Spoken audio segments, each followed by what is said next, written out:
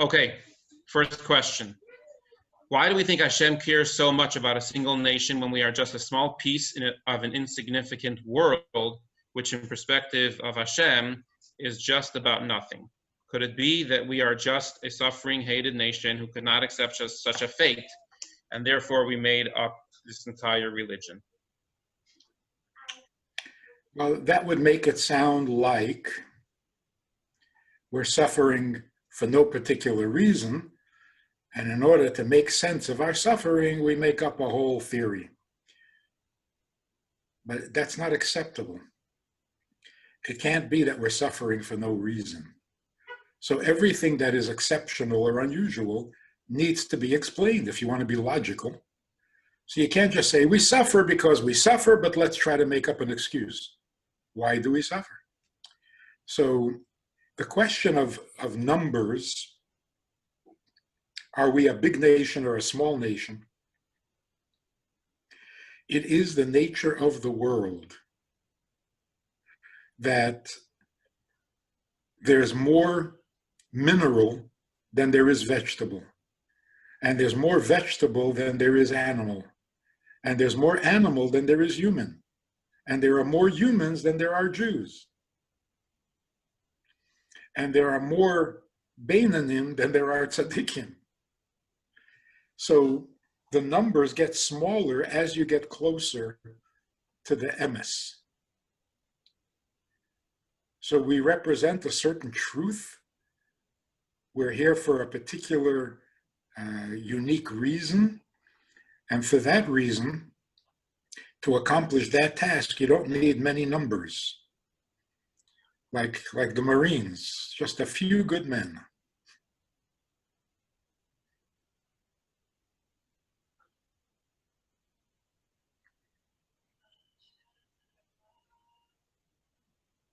What else? Should I repeat the question? Or are you being recorded too, Zalman? Yeah, I think I'm being recorded. Okay. One Abacha writes that over these few weeks of quarantine, he's falling back on his shiurim, chitas, and Rambam, and he wants to know what he can do to motivate himself to do the right thing. You know, of all times and of all circumstances, this is so perfect for chitas and Rambam, because you don't have the pressure of school hours. You don't have the distraction of running around, meeting people, going places. This is perfect. It's almost like the Eibishter designed this for you to be able to say Chitas and Rambam. So, you know, it's a kind of a strange Yetzer Hara that of all times, now you're not doing it. It's for this reason. So you have more reason to do it now, not less. So don't be intimidated by the fact that you stopped. Don't let that discourage you. Make up your mind. It's got to get done. I have the time. It's perfect. No excuses. I'm going to do it.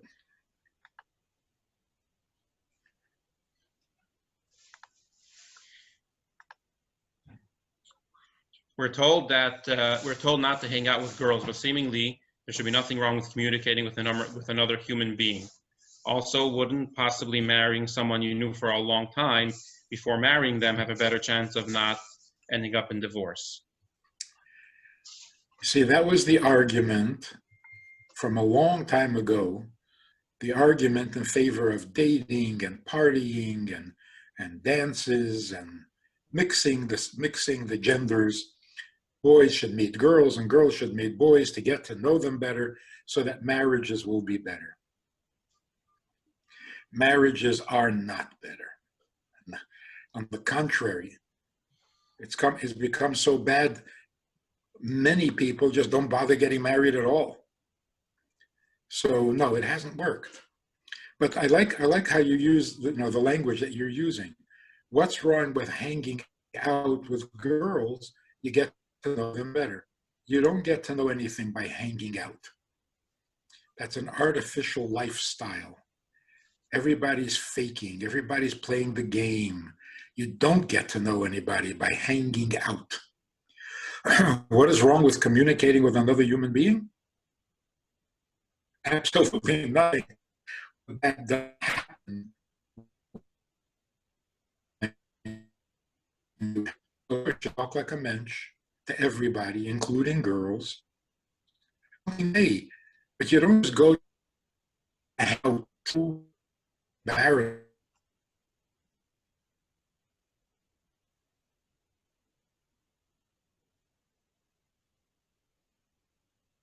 Yeah. And I think you'll recognize this and agree. Subconsciously, any girl who is willing to hang out with you, you've already lost respect. What kind of girl hangs out?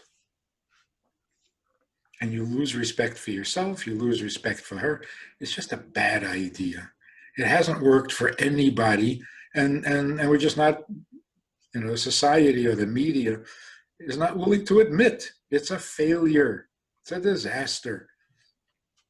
It's a complete loss of dignity, of respect, self-respect, respect for others. So just the expression hang out. You hang out laundry.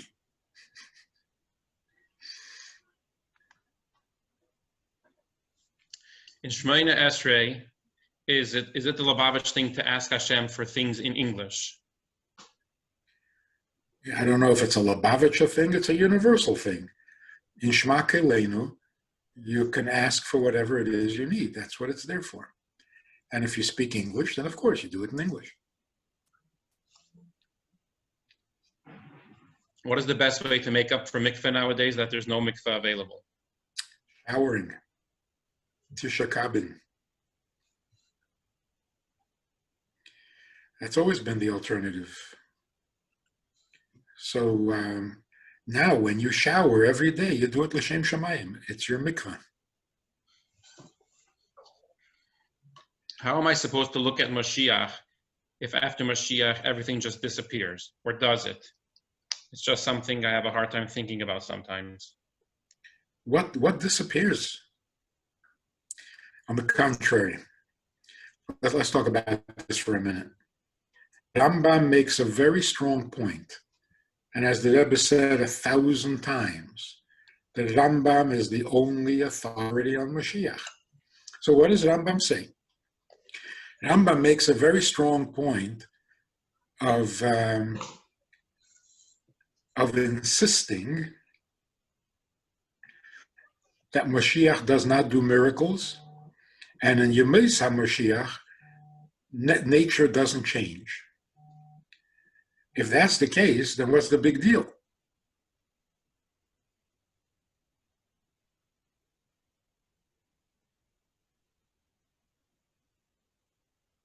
That itself is the big deal. Torah tells us, the Eibishter said, that if you do mitzvahs properly, you will make this world the holiest and the most godly of all possible conditions. Dira b'tachtonim. So we've been doing mitzvahs for 3,000 years, 3,332. So is the world becoming godly or not? In a condition of emergency, we need miracles. Because what's a miracle? A miracle is a supernatural interference with nature. If nature is not behaving the way it should, so you bring a supernatural miracle to correct it. Like Kriyas Yamsuf, like the vinegar burning rather than the oil. But when Mashiach comes, it means that we completed our mission, and the mitzvahs that we've done for the last 3,000 years has changed the world and made it godly, which means nature has become good. And therefore, why would you need a miracle? Why would you need a supernatural when nature itself is more holy than the miracle? So the Rambam is saying, if you think that after all the mitzvahs I've told you about in the first 14 volumes, in the 14 volumes of Halacha in Rambam, and at the end of it all, you say, okay, Mashiach will come, he'll fix everything. Don't you dare think that. You fix everything by doing the mitzvahs properly. You make the world holy. Mashiach will put the finishing touches on it. Mashiach will build the Beis Hamikdash. Nature is not going to change. Why should it? It has become perfect. And we worked so hard at making it perfect. You want to exchange it for a miracle? So Rambam makes a very strong emphasis.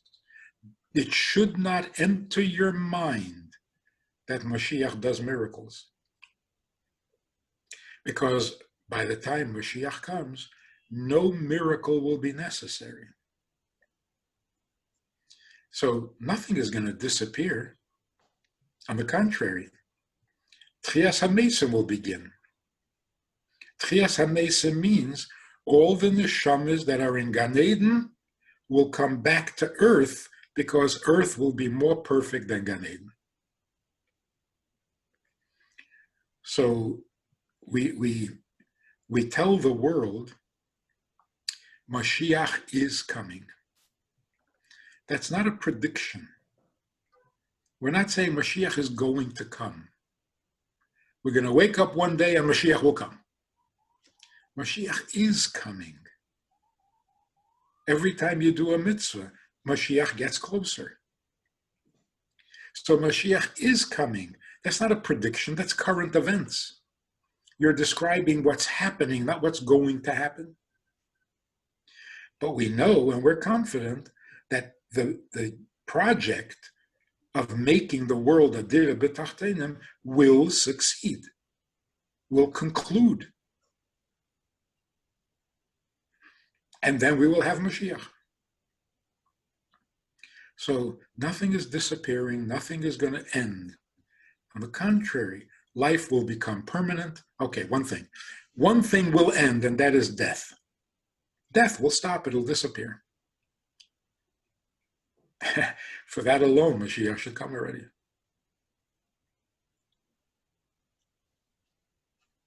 I understand why there has to be death and evil in the world so that we can have free choice and get stronger. But why does Hashem have to cause so much unnecessary pain and torture to the Yidden? It may be ultimately good because it comes from Hashem, but Hashem knows that no person can relate to that. So what's the point if it's impossible for a regular person to see the good in endless pain and suffering? That's a good question and asked well. First of all, the people who suffer are ordinary people, and yet they become heroes. So I'm not sure that it's true that people don't understand or don't know how to handle suffering. We actually do, and we've been very good about it. Of course, we don't get comfortable with suffering, and we never should. But it doesn't destroy us. It may destroy other people. It doesn't destroy us because if suffering could destroy us, we would have been destroyed a long time ago. So along with the suffering, God gives the strength to not only survive the suffering, but to actually transform it, to take the negativity of suffering and bring out the positivity of it. So the more we suffer, like it says about Mitzrayim, the more they tortured us, the more we succeeded, the more we multiplied. And that's the theme of Jewish history. The more we are denied rights and privileges and comforts, the greater we become. And that is the point. The point is, We have to take a world that is very low. We know that. And it's low because that's how it was created. We didn't make it low. We didn't ruin the world. The neshama is told, before it comes down into a body, that it is going down into a low world, the lowest. What's low? There's pain, there's Yetzer Hara, there's negativity, there's death. It's a low world. But why are we going there? To take the lowest parts of the lowest world and turn it into something positive. How do you do that? If you use the negativity, even the Yetzer Hara, if you use it towards a positive end. So when a Jew is suffering and he says, I believe and I trust that there's a reason for it, everything has its purpose, the Eibishter knows what he's doing. That's turning negativity into positivity. And if we do that often enough, there'll be nothing left to the negative. It will all have become positive. So two things. First of all, it's not true that we don't know how to handle it. We should give ourselves a little more credit. We're really good at it. And if you know the story about Rubashkin in jail, perfect example. He took every negative element, every negative thing, turned it into a positive. It strengthened his emunah, it strengthened his devotion, it strengthened his enthusiasm for life. He even was able to inspire people outside of jail with his letters, with his messages. He took the darkness and turned it into light. We all do that to some degree. So when a person is suffering physically, but he doesn't let it depress him, that's a victory. That's weakening the negative and strengthening the positive.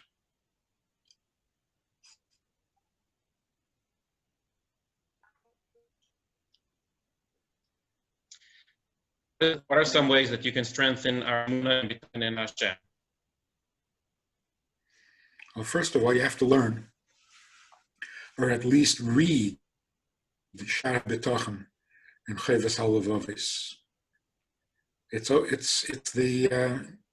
the ultimate chapter or statement on the.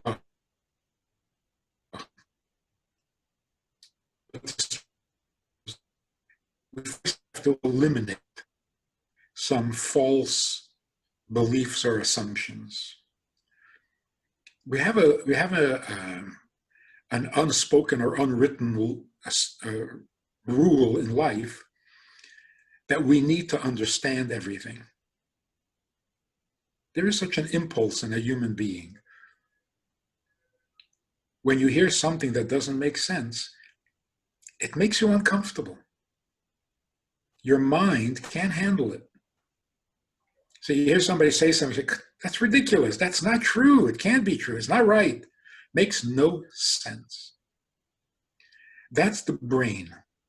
The human brain is magnificent, and it can be put to maximum, but it has this allergic reaction to anything that doesn't make sense. On the other hand, there is so much about life that doesn't make sense. Not because we're stupid. Some things are just not meant to make sense. Like feelings. Feelings don't have to make sense. It's not a theory. It's not a svara. It's not a hashkafa. It's a feeling. So how do we handle feelings? We have a heart that handles feelings. We have a brain that handles intelligence. We also have a neshama that handles mysteries. Things that we can't know and even can't handle emotionally, We have a neshama that can. So let's first agree that not understanding something doesn't mean it's wrong or that you're failing, like you should understand it. No, there are some things not meant to be understood. So that way, we stop having this allergic reaction to anything we don't understand. So imagine you tell a 6-year-old something true and correct, and the 6-year-old says, "Oh no, I don't understand that." Well, yeah, you're 6 years old and didn't expect you to understand it. Some things, even when you're 6D, don't expect you to understand it. Some things are bigger than your mind can wrap itself around. So let's not be so uncomfortable with things we don't understand. If we stop being uncomfortable, then we become better at handling mysterious aspects of life. And I remember once hearing Rabbi Zalman Posner, Olav Shalom, he was speaking to college students. And one of them was a loudmouth, arrogant kid. If I'm not mistaken, he was from Toronto. It was a long time ago. Anyway, he said, "So you believe in God, huh?" And Posner said, "Yeah." He says, "So why was there a Holocaust?" So many people would fall apart at that question. We don't know, we can't explain. Rabbi Posner said, good point. Okay, I don't believe in God.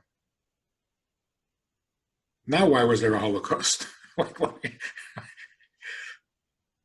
The question about a Holocaust is only if you believe in God. There are things in life that are bigger than our mind can wrap itself around, whether you believe in God or not. The only difference is, if you don't believe in God, the Holocaust happened, you don't understand it, you can't explain it, and it's just all negative. If you do believe in God, I can't explain it, doesn't mean it's negative. So by being stuck or limited, I can only handle things I understand, you're making yourself a tiny little person. And what are you going to do with the stuff you don't understand? So don't lock yourself into that box. There are things that I can handle with my brain, things I can handle with my heart, and there are things I handle with my neshama. I am multi-talented. That's where your bitachon and your emunah comes from.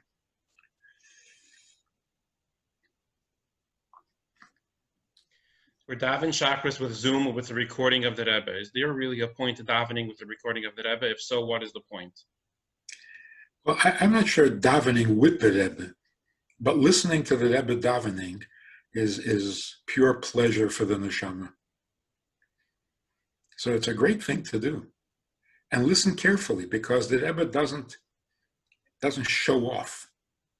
If you want to hear the beauty of the Rebbe's davening, you got to really pay attention. And when you pay attention, you see beautiful little things, but they're not in your face. It's not like other holy people who are so demonstrative. They scream, they jump, they schwitz. Obviously, the Rebbe doesn't daven like that. But davening with the Rebbe, if it works for you, fine. But listening to the Rebbe daven, to learn how to daven, that's certainly good. What defines Jewish music and non-Jewish music? And what is the power of a niggin?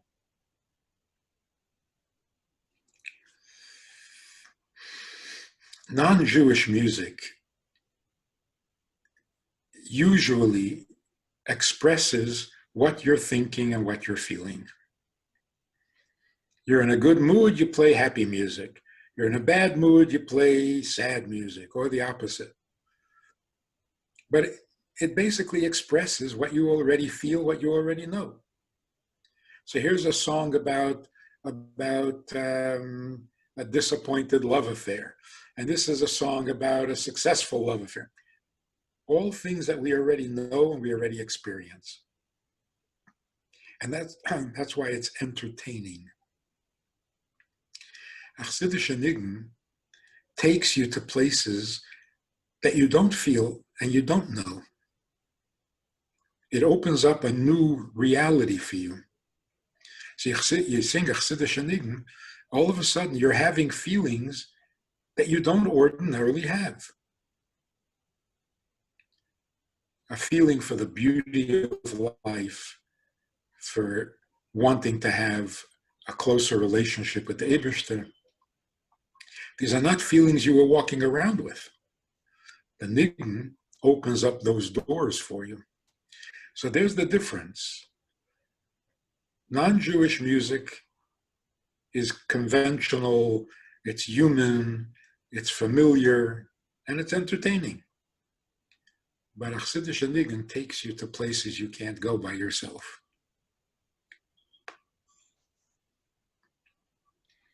What should you think before davening to have proper kavana? I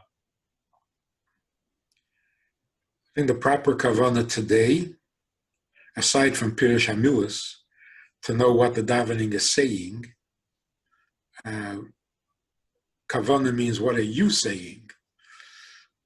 The words are the same for everybody, but what are you saying? So the proper kavana is, this is a mitzvah. A mitzvah means something the Eibishter wants from us. Therefore, I'm going to daven, and I hope that my davening is what he was hoping for.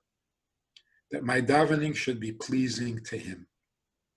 And for myself, I appreciate the privilege of being able to say words that are so holy that I don't even understand them.